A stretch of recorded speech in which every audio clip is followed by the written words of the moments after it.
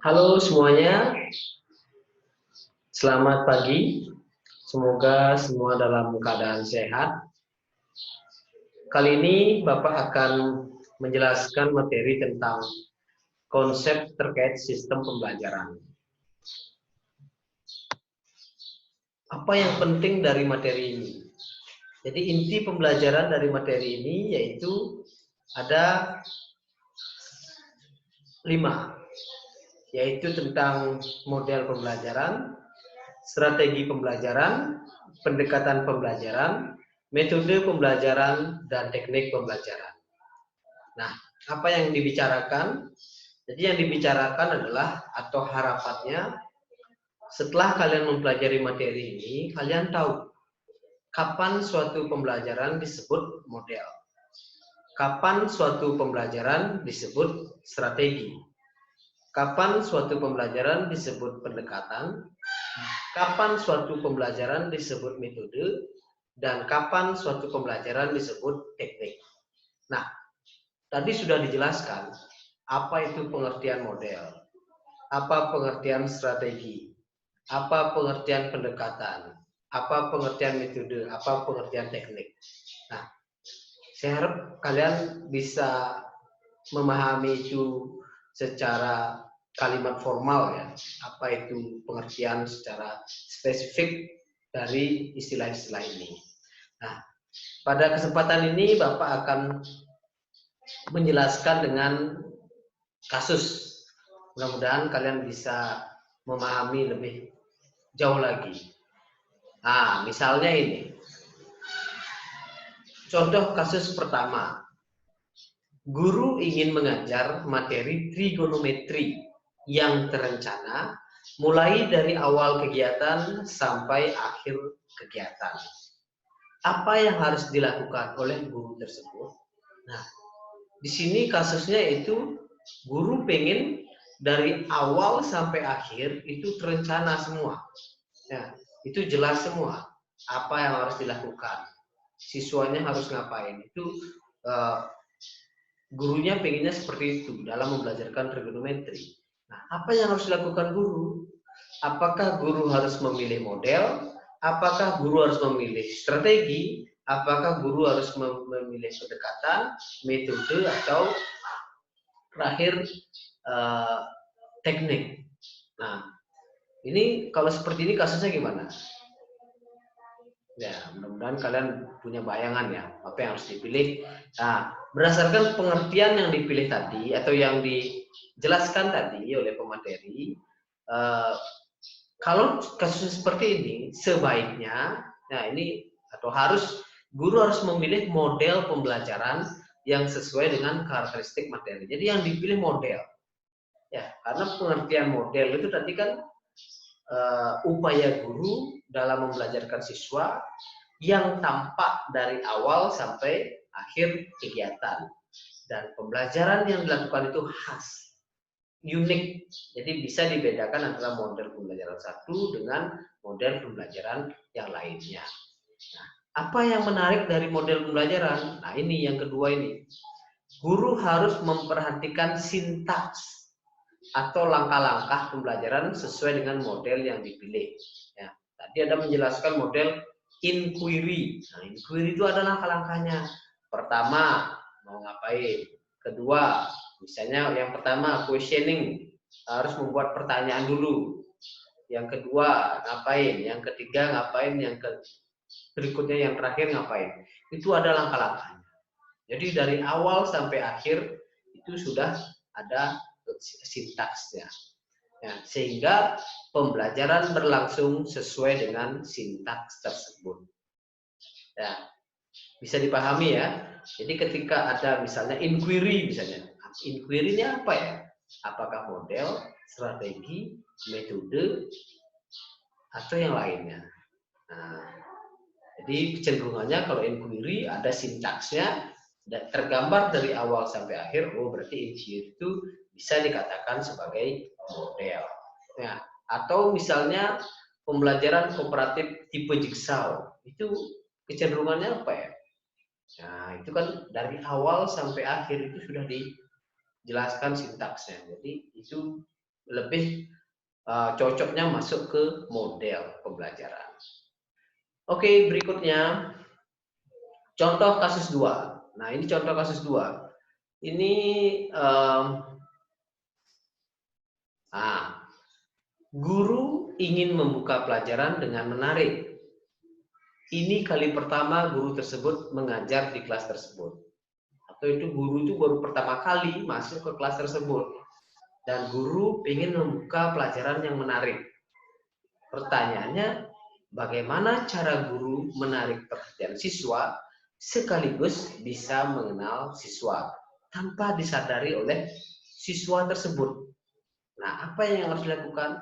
Jadi guru melakukan sesuatu, siswa nggak sadar kalau ada udang di balik batu, ada tujuan di balik itu ada gitu. Tapi siswa nggak sadar itu. Itu yang dimaksud dengan strategi. Makanya ada yang menyebut strategi ini sebagai siasat guru.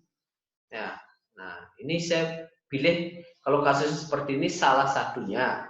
Guru bisa memilih strategi bermain tepuk tunggal dan tepuk tunggil.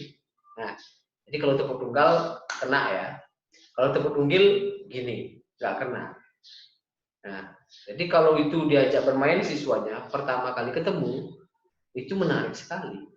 Tepuk tunggal, tepuk tunggal, tunggal, tunggal, tunggil. Nah, biasanya ada salah satu siswa yang salah. Ketika nyebut tunggil, dia tepuk. Ya, karena nggak fokus, nggak memperhatikan siswa. Nah, ketika salah, dipanggillah siswa ini, diajak ke depan. Nah, guru sambil berkenalan. Siapa namanya? Atau apa, tanya tentang materi apa, bisa. Nah, atau hobinya apa, kita lebih jauh mengenal dia. Suka matematika enggak, itu misalnya. Itu bisa menjadi daya tarik bagi siswa. Itu namanya strategi. Ya, strategi membuka pelajaran yang menarik. Nah, jadi tujuannya terselip. Jadi siswa tuh nggak sadar kalau si guru itu sebenarnya ngajak main itu tujuannya apa gitu, nggak apa namanya, nggak disampaikan atau siswa nggak menyadari kalau itu adalah strategi guru atau siasat. Nah, oke. Jadi di kelas itu juga seperti itu. Nah, kalau biasanya strategi itu didengar di perang ya. Kalau perang itu pasti setiap musuh atau kita yang melawan musuh pasti punya strategi masing-masing. Nah, atau bermain bola antara klub A sama klub B, pasti dia memiliki strategi masing-masing yang tidak diketahui oleh lawan. Jadi begitulah di sekolah juga begitu. Sehingga ada banyak strategi. Oke. Jadi terkait dengan model strategi dan yang lainnya nanti akan dipelajari lebih lanjut setelah UTS. Ya, oke, lanjut. Mudah-mudahan ada bayangan tentang strategi. Yang berikutnya, contoh kasus ketiga yaitu guru ingin mengajar materi aljabar yang terencana, yang bisa mengaktifkan siswa untuk berpikir dan berani mengemukakan pendapatnya sendiri. Apa yang harus dilakukan oleh guru? Nah, di sini macam-macam, bisa memilih model, bisa memilih strategi, tapi bisa juga memilih suatu pendekatan, yaitu dasarnya itu pendekatan konstruktivis, di mana pendekatan konstruktivis ini memandang bahwa siswa dapat mengkreasikan sendiri informasi yang diperoleh atau yang diterima. Nah, jadi guru bisa memilih, kan ada pendekatan behavioristik misalnya, dengan pendekatan konstruktivis. Kalau pendekatan behavioristik, itu siswa itu seperti kertas kosong. Apa yang disampaikan oleh guru, yaitu yang siswa diterima gitu. Jadi siswa itu nggak bisa berkreasi sendiri, nggak percaya bahwa behavioristik itu siswa bisa mengkreasikan cara berpikirnya sendiri. Ya, jadi itu pendekatan apa yang harus digunakan. Ini pendekatan konstruktivis, pendekatan behavioristik, atau tadi sudah dijelaskan misalnya student center sama teacher center, mana yang dipilih. Ya, tergantung kasusnya seperti apa. Nah, ini lebih jauh lagi. Ini ada satu hal contoh lagi ya. Kasus 4 teka-teki tukang parkir. Nah, ini saya coba buat kasus lebih spesifik. Andri meminta Suli membayangkan diri sebagai tukang parkir. Andri menyampaikan bahwa jika ingin menjadi tukang parkir, harus pandai berhitung. Wah, Suli merasa tertantang membuktikan dirinya pandai berhitung. Nah, kemudian Andri menjelaskan bahwa dalam suatu tempat terdapat mobil dan motor sebanyak, ini maaf ya, saya ganti jadi 32 buah, bukan 54. Ini 32 buah. Dan jika dijumlahkan banyak rodanya, ada 108 roda. Berapakah banyak mobil di parkir tersebut? Nah, ini hitung-hitungannya harus bagus. Bagaimana caranya menyelesaikan?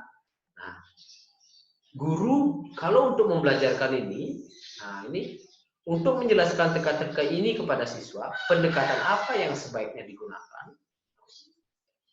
Yang pertama, jawabannya seperti apa? Ada pendekatan deduktif, ada pendekatan induktif. Mana yang digunakan?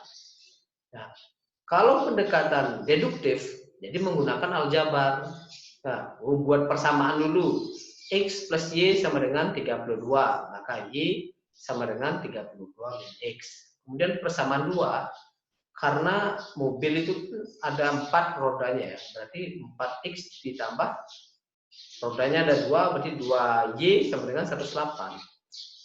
Sehingga ini disubstitusi persamaan 1 ke persamaan 2, hasilnya X sama dengan 22. Sehingga banyak mobil adalah, oh maaf ini salah ini. Harusnya 22 buah. Ya. Jadi itu. Bagaimana kalau pendekatan induktif? Pendekatan induktif kan contoh-contoh bisa menghasilkan suatu formula. Nah, kita tahu bahwa tujuan akhirnya adalah jumlah mobil dan motor 32, jumlah rodanya 108. Nah, ini misalnya dia menebak dulu. Oh, kalau mobilnya 10, motornya pasti 22 ya. Oh, rodanya ternyata 84. Kurang. Oh, tambah lagi, misalnya 15. Berarti jumlah motornya 17. Mas, ternyata sudah dijumlahkan, oh rodanya cuma 94. Kurang lagi ditambah 20 sama 12. Nah, ternyata jumlah rodanya 104. Oh, masih kurang sedikit. 21 coba. 21 sama 11, 32, kemudian jumlah rodanya 106. Dan terakhir ketemu. Ya, 20, 22, 10, 32 dan jumlah rodanya 8. Sehingga diperoleh banyak mobil adalah 22. Ini pendekatan yang bisa dipilih oleh guru. Mana pendekatan yang digunakan? Nah, oke.